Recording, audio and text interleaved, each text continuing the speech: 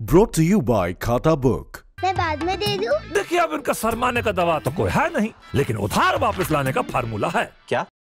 कैसे? खाता book download करिए, ये उधारी का रिमाइंडर भेजे और उधारी वापस लाए फटाफट। माथुर के पैसे आ गए। खाता बुक, बिजनेस हुआ इजी।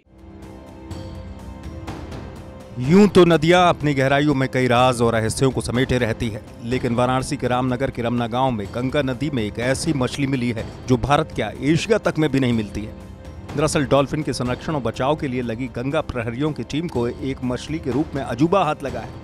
अजीब से मुंह वाली ये मछली साउथ अमेरिका की अमेज़न नदी में पाई जाने वाली सकट साउथ कैटफिश की तरह लग रही है। गोल्डन रंग की इस मछली की पहचान भारतीय वन जीव संस्थान ने की है। वैज्ञानिकों ने दावा किया है कि गंगा के पारिस्थितिकी तंत्र को ये मछली विनाश कर सकती है। वैज्ञानिकों ने ये सलाह भी दी है कि इस मछली को गंगा में पाए जाने पर दोबारा न छोड़ा जाए।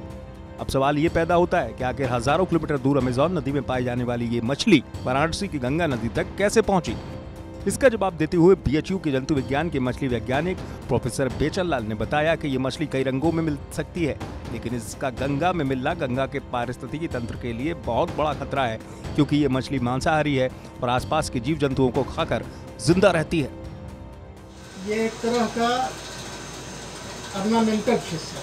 ऑर्नामेंटल फिश मतलब जो एक्वेरियम में सजाने वजाने के लिए जो आती हैं, तो वो उस तरह की मछली आती है। और ये मछली किसी तरह से बेसिकली ये तो कन्फाइंड वाटर में रहने वाली हैं, एक्वेरियम में रहने वाली हैं। हार्डी एक्वेरियम की जितनी भी मछलियाँ होती हैं वो बहुत ही हार्डी मछलियाँ होती हैं, जीवन उनका बहुत ही कठिन परिस्थिति में जी सकती हैं। वो इतने में रिप्रोड्यूस कर लेती हैं, पूरे खाना में जी लेती हैं, तो ऑक्सीजन कम भी है तभी जी लेती हैं, ये उनका स्वभाव है। तो ये प्राइमरली जो हमने जो बात किया है और हायर अथॉरिटीज तो यही बताया है कि ये एक्वेरियम फिश थी। लोग एक्वेरियम फिश के रूप में रखते हैं, जब तक छोटी होती है तब तक उसको बेचते हैं। जब वो उसमें कुछ बड़ी हो जाती है तो ले जा करके, क्योंकि उनके कॉम्पिटिशन नहीं रह जाती, वो ले जाके गंगा में डाल देते हैं। इस मछली का स्वभाव कार्निवोरस है, मतलब ये मांसाहारी है। ये जो अगल बगल जो उनके मुंह में जा सकती है वो सब खा जाती है। तो वहाँ का जो एक परिस्थितिकी है जिसको इकोलॉजी कहते हैं, पूरा इकोसिस्टम ही वो गड़बड़ कर देते हैं। जो प्राकृतिक ढंग से जो अन्य छोटी छोटी स्पीशीज मछलियाँ जो थी वो समाप्त हो जाएंगी, जो खा जाएंगे। दुर्भाग्य से इनका कोई फूड वैल्यू भी नहीं है। जो खादक वैल्यू होती है, कीमत होती है किसी चीज़, जैसे कि कतला रोहू मृगल है, लोग बहुत पसंद करते हैं, नैन कतला, ये उसका खाद्य वैल्यू भी उतना नहीं है। इसका बहुत ही, उसको लोग पसंद ही नहीं करते, इसका टेस्ट बहुत अच्छा है, इसलिए वो अब जा करके अपना प्रजनन करके बढ़ रही हैं, दूसरे को घटा रही हैं।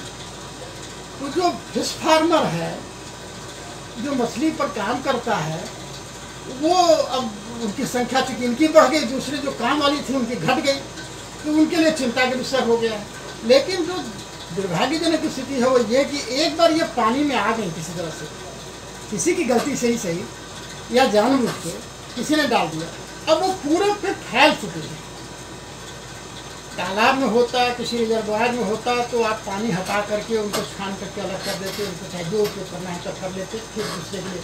लेकिन अब ये पानी में संभव नहीं है, बहते पानी में है। जैसे गंगा से उनके छोटी छोटी और नदियाँ मिलती हैं, वो जा करके उन नदियों में चली गई, तो ये इनका बड़ा बृहद फैलाव हो गया।